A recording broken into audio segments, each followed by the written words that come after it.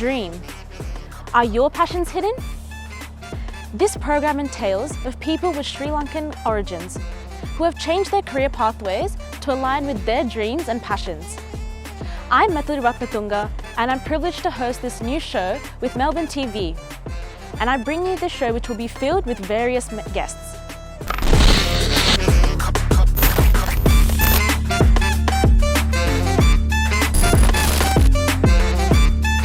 Well, here we are at the Waverley Park Stadium here in Mulgrave, the home or the training ground of the mighty Hawthorn Football Club. This place, it is surrounded by residential suburbs at the moment, but once upon a time, back in 1991, the AFL Grand Final was held right here at this very venue. Sorry. We're actually here for a different program. We're not here for a Channel 7, broadcast, a news report. Oh. We're here for the program Dare to Dream. That's why we invited you. Oh, right. Yeah. So sorry. That's okay. Would you like to come have a chat with us to the pavilion? Yeah, might as well. Yeah, okay, all right, sure. let's go. All right.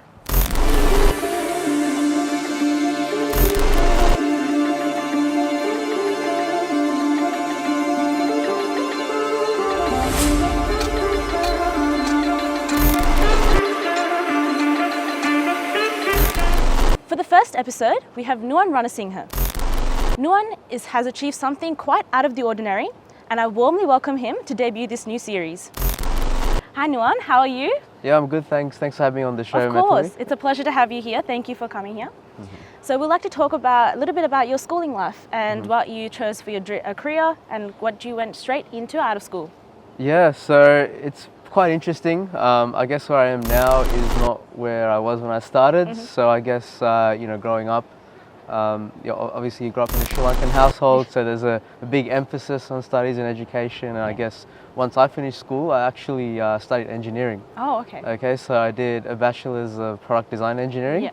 And I thought this is going to be my life. I'm going to be working in design and all this kind of stuff. Yeah. And straight out of uni, I got my first grad job working in consulting. Right. So although I had this eng degree, I was now not using it at all. And I went straight into consulting, and it was okay, but I realized very quickly it's not where I really want to be. Yeah. So I did that for about 2-3 odd years. Yeah.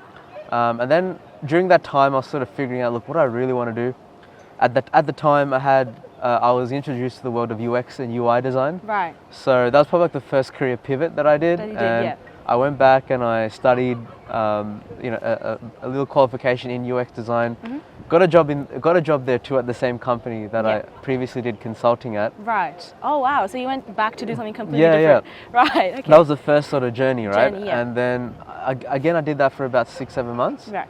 But I still felt like this wasn't it, right? Like, I guess I pursued that design and that sort of that industry, I guess, because growing up, I guess I was known for having like a talent for that. So I was good at drawing, I was good at art. Of course. And I felt like this is where I want to be. Yeah.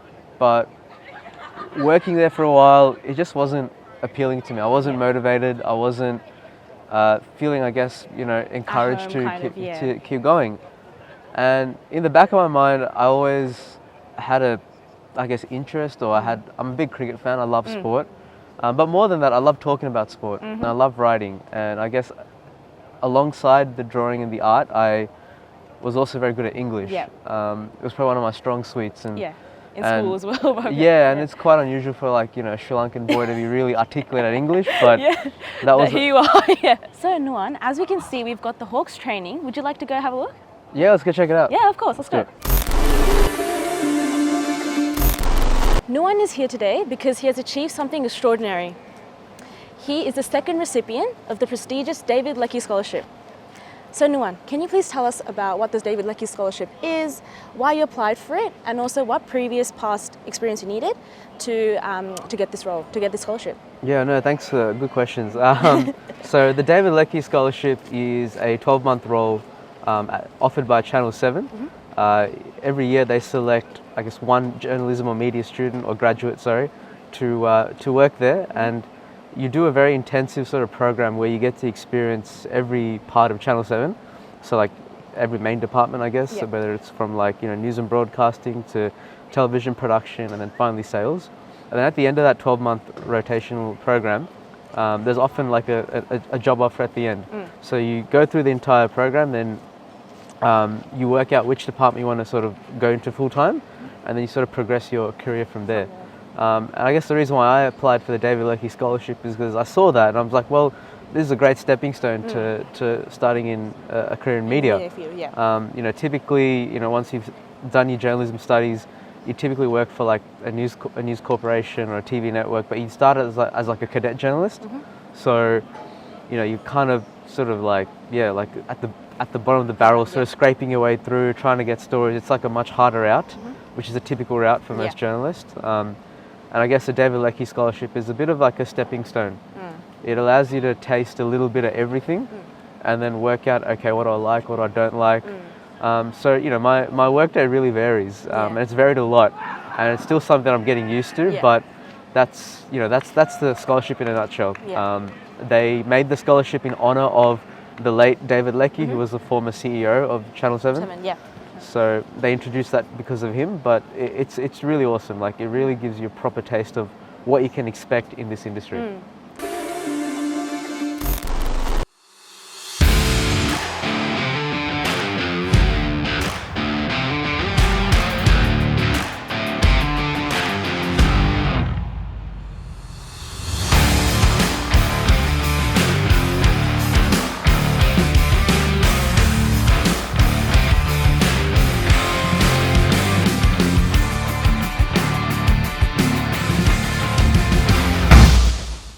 To be eligible for the David Leckie Scholarship, what past media experience is required for the role? So that's a good question. So going into it, I didn't really have like a lot of proper media experience. I came from like a design and consulting background, so I was kind of like, ooh, how do I pivot? How do I do this, right? So I've always had a passion for writing, and I guess even whilst I was in design, I did a lot of just like, you know, like fan-based sports writing. So I kind of collated a portfolio of work, of articles that I'd written. On top of that, you know, I started a podcast with a friend as well, and, you know, we chatted about cricket on there, and just sort of building up your own little portfolio of work, I think is really important to show your passion or your commitment, and the fact that you really care about doing this, right? So that was, I guess, one thing. But also just leveraging like the basic soft skills that you've you know, developed from like other jobs as well. That also plays into it. And also, you know, I realized I had to actually do some proper training on this. So I actually went back to uni during lockdown, and I did another degree. So I studied a bachelor's of sports media at Charles Sturt Uni.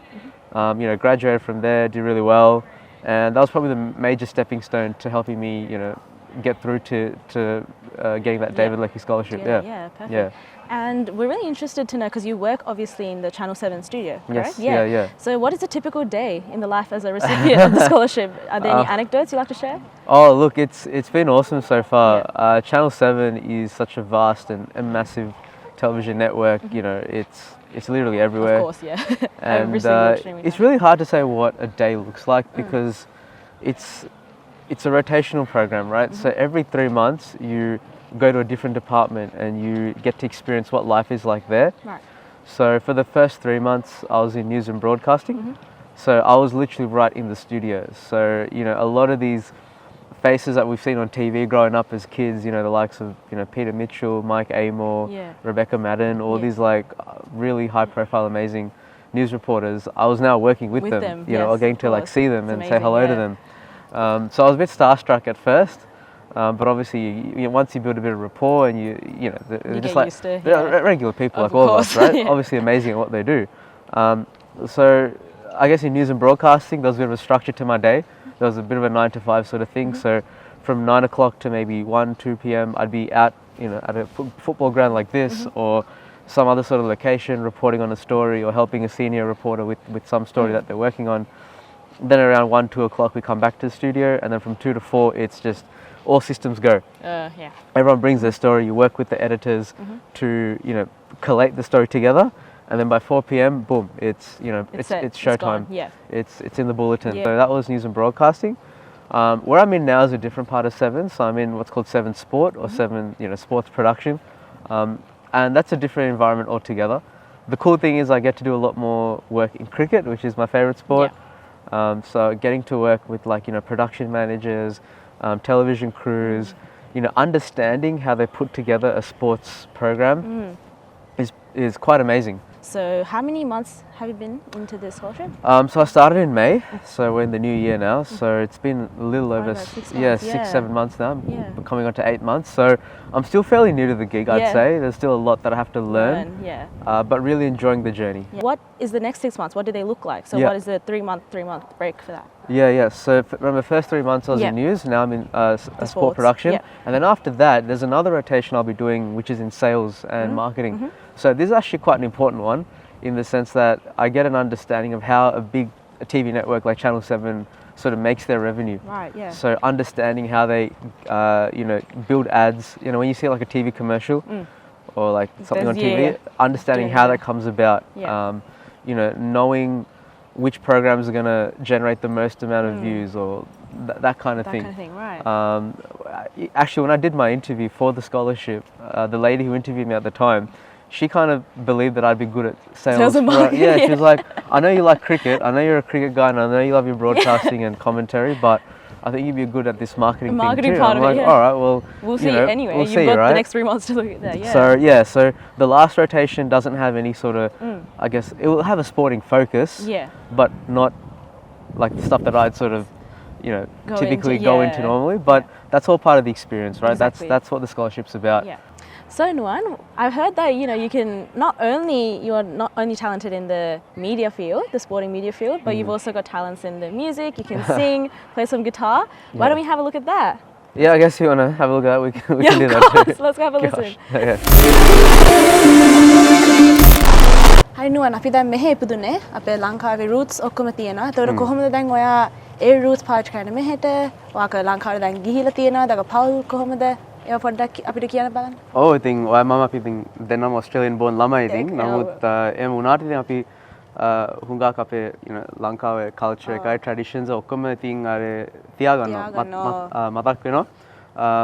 මම ඉතින් ගියවද ගියා ලංකාවට මගේ family එකත් එක්ක. ඉතින් හරි ෂෝක් ඉතින් මම අපි මම නිතර යනවා ලංකාවට holidays වලට නෑදෑයෝ බලන්න. and ඒක ඉතින් මට හුඟක් හරිම important දෙයක් ඉතින් ජීවිතේ දෙයක් නේ ඒක ලංකාවේ කියන එක අපේ ඔව්. අපි තියාගන්න නැත්නම් කවුද තියාගන්න? Like it's a ඔව්. very important part. නෑ මෙහෙමයි ඉතින් අපි මෙහෙ ඉපදුනාට දැන් අපේ roots ඉතින් ලංකාවේ, right? So පුංචි කාලේ ඉඳන් අපේ මගේ අම්මයි තාත්තා කොහොමත් ඒක හොඳ මේ push එකක් දුන්නා ඒව මතක් වෙන්න කියලා. So ලංකාවේ කතා කරන්න ලංකාවෙන් කියලා. ඔව්. මට නම් සිංහල ඉතින් naturally යන්නේ නෑ. නමුත් මම try කරනවා, right? මට සිංහල ලියන්න පුළුවන්, කියන්න පුළුවන්. So I think මට හුඟක් හරිම වැදගත් දේවල්. So මෙහෙම අපේ වගේ ළමයි කියන අපි like hybrid ළමයි, හරිද? ඒ කියන්නේ අපිට cultures දෙකක් තියෙනවා, right?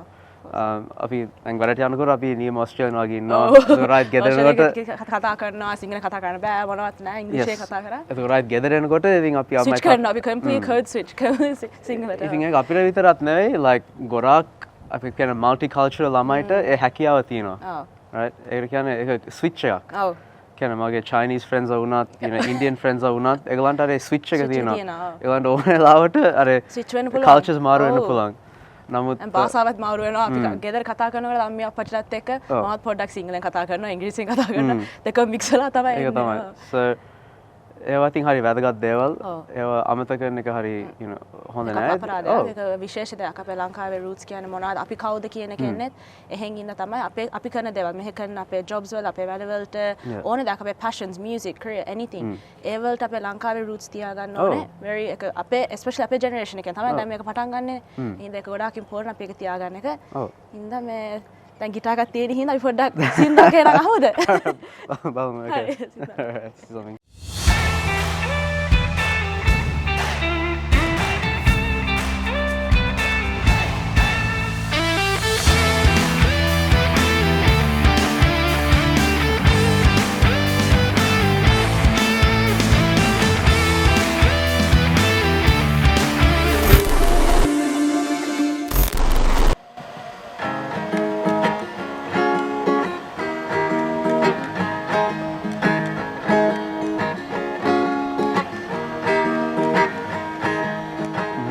මුදුරැල්ල ඔස්සේ ඔරුවක් පැද යනවෝ නිම්වලල්ල ඔස්සේ ගෑවි ගෑවි යනවෝ ඈත දියඹ සොයලා ඉව කරමින් යනවෝ ඈත මෑත දැලලා අපි මාළු බාලා එනවෝ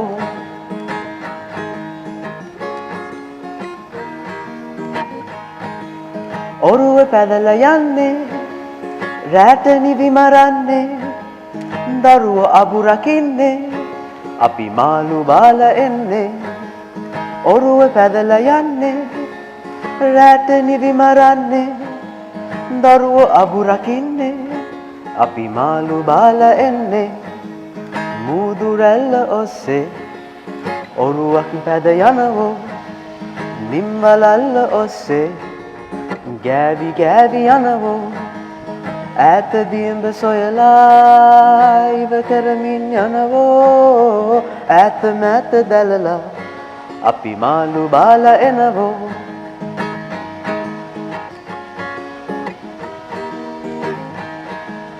දෑත සවිය ගන්නේ ඔරුව පැදලා යන්නේ වෙරළ දුර පෙනෙන්නේ අපි මාළු බාලා එන්නේ සරිය ගන්නේ යරුව පැදලා යන්නේ වෙරළ දුර පෙනෙන්නේ අපි මාළු බාලා එන්නේ මුදුරැල්ල ඔස්සේ ඔරුවක් පැද යනවෝ නිම්වලල්ල ඔස්සේ ගෑවි ගෑවි යනවෝ ඈත දියඹ සොයලා ඉව කරමින් යනවෝ ඈත මෑත දැලලා අපි මාළු බාලා එනවෝ ඈත මෑත දැලලා අපි මාළු බාලා එනවෝ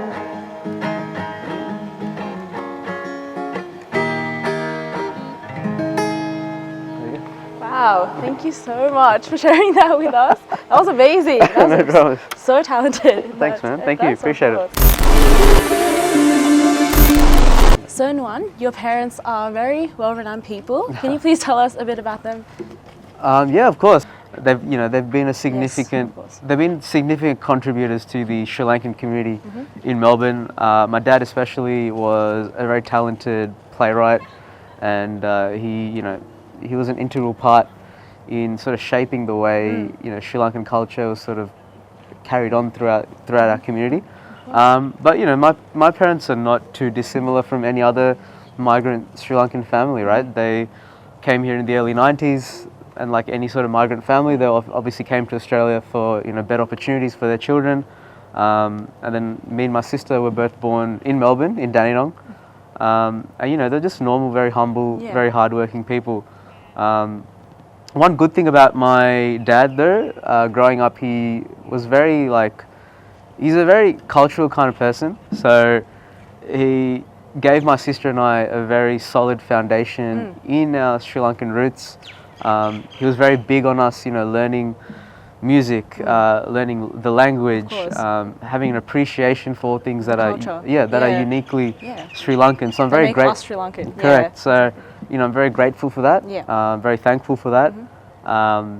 And they're the things that are sort of part of my identity growing up. Like I consider myself Australian. End of the day, I'm an Australian. Yes. But I'm also very proud of my Sri Lankan heritage.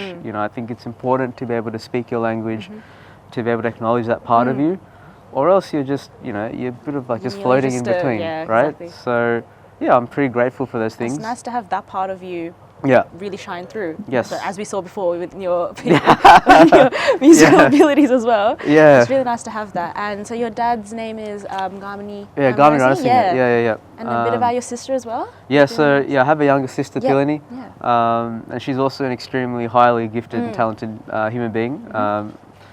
She is a very talented actor. She's really good at drama and theatre and things like that. And I guess similar to me, she also won an amazing opportunity to study in England. Right, yeah. So she did like a master's in theatre and acting at the University of Surrey. Oh, wow. So for a whole year, she was just abroad. That's in the amazing. UK, living her best life, really. I was very jealous for a little while, I'll admit. But, I'm very proud of my sister. She's a real go-getter. And, she also did studies in education and teaching. So she worked. She's skilled in both sides. Yeah, just so she was working as an English and drama teacher for a few secondary schools. So she's continuing with that. But she does have long-term ambitions to break into, to the film industry here. Yeah, of course. I think it's highly achievable. I think it's very achievable for her. Yeah. Given that there is more people of colour in Australian media now. You see a lot of Sri Lankans actually. Of course, in Australian TV, TV, national TV, yeah. Like, of course. like Nazim Hussain or Dilruk Jayasinghe. So I've always told my sister, like, don't give up. Like, if these people can do it, what's stopping you? Exactly, right? yeah. So, I'm keen to see her on TV one day, put it that way. Yeah, and everything our parents do is essentially for us, right? Yes. For their kids, they sacrifice, they make sacrifices for us. So now that, we've obviously passed that, And it's a very hard way to sort of break. It's hard to break out of that because they've been conditioned. They have been, you could even say, brainwashed to think in that way. Yeah. But for you and I, like Australian kids, Australian-born Sri Lankan kids, right? Yeah. This is an amazing country. We don't have to think like surviving all the time. We can we have the opportunity to explore what we're good at, and work hard at it, and find a way to make a living out of it, right? I found ways to meet the players. I found ways to meet people like Sangakkara or Ricky Ponting, or I wasn't just being a fan. Although I am a fan, that's the biggest part of this. I want to be more than a fan. Yeah, exactly. I want to one day be someone who people come to for an opinion. So let's say there's some big controversy happening in cricket. I want the news people to be like, what does Nuwan think? Yeah. We need to get Nuwan's opinion on this because Nuwan's an expert. Exactly. So that's where I aspire to go to. And working at a place like Seven is an amazing stepping stone. Exactly, to give you like how surreal it is at times. I love my cricket, right? I'm a massive cricket fan, and when I was working in television production, part of my duties was to escort the commentators from the ground to the stadium for their different duties. Yeah. And my broadcaster was Waka Yunus. Right. If you ever heard of Waka Yunus, ask Ami and Tati, they'll know who Waka Yunus is, right? Arguably one of the greatest cricket players to ever play for Pakistan. Yeah. He was I was assigned to look after him for the whole day. Right, yeah. So now I'm in a lift, now I'm in an elevator with Waka Yunus and Ricky Ponting and Justin Langer. I almost fainted. Like, I'm in this confined space with like some of the greatest cricket players the world has ever seen. So your 10-year-old self is screaming inside. Screaming. I'm like, my brain is like, is this real? Is this my reality right now? Course. If you're going to pursue a creative path, have a plan. Yes. Think about what you want to do. Within reason, right? exactly. Yeah. Find opportunities. You have to be a little bit you have to be a little bit motivated. When you can follow like a conventional career path, like, I don't know, medicine or engineering or whatever, like there's a stepping stone. You do this and this and this, and then there are lots of people to help you along the way. But when it comes to media, news, journalism, theatre, drama, sometimes you have to be your own coach. Yeah. Because these kind of opportunities don't come to you. Yeah. You have to go out and find them, you have to do that. And as you did with this David Leckie Scholarship, that's exactly what you did. Yeah. You put yourself out there, you went and you wrote for things, you showed that you're truly passionate for this field. And that's, it's like that you got that back. You got that love and that passion for the cricket. So when I applied for the scholarship, I didn't come in there and was like, oh, I'm the best cricket commentator, I know cricket, you guys should listen to me. No, I said, look, I love cricket, I love sports, this is where I want to be. But I also want to learn from the people who have been there forever, right? Like, if I'm doing career commentary with, I don't know, Ricky Ponting one day, I'm not going to sit there and talk the whole day, right? He knows, I'm just going to listen. Expert, he's the expert. I'm just going to listen. Just listen, yeah, of course. But what I will do is I'll ask him questions and then he can answer however he wants, right? So these are sort of things I'm learning along the way. And I guess my final takeaway for, any sort of young kid in our sort of Sri Lankan Australian community who wants to get into this sort of career path is, number one, like, read a lot, right? Be like a sponge. Read the news, see what's happening in the world, right? Not just sports, but everything. Everything, yeah. Because if you're a little bit knowledgeable about every subject, then you have things to talk about, right? So that's number one. Number two is work hard and work smart. That's the other thing, right? Like, have a plan, because when you work in media journalism, there's no set plan. You have to make your own plan. Yeah. So be a little bit smart about how you're going to do this. And the third thing is, find the right mentors or people who can Network, essentially, take you yeah. wherever you want to go. When I was studying media journalism, I met this amazing professor. His name was Jock Cheetham, Okay, right? He's a professor of media and journalism at Charles State University. yeah. I think he was like my biggest supporter. Yeah. Like he really, like whenever I write articles, when I did some sort of journalism piece, he would really be very critical of that. But he could also see that he believed that I could get far, right? Yeah, exactly. So having really supported people like that will motivate you to, work hard at it. Work hard, exactly. So I think that's what I want to. That's my sort of final takeaway. Yeah, but of course. Yeah, no, thank you so much for having me on the program. Yes, of course, and thank you for coming, because your insights not only help us and all of our viewers, it helps us show that not just kids our age, it's anywhere, wherever you are in life. If you go after your passion and your dream within reason, of course, with a plan, you get far. You'll be successful, and as you can see here, we've got a perfect example here. So yeah, please keep doing what you're doing. We look forward to seeing you on all of the national TV as a Channel 7 broadcaster. Yeah, and good luck with the rest of the scholarship. And yeah, thank you so much for coming here. Oh, thanks a lot. Thank Thanks you for so having much. me. Thank you.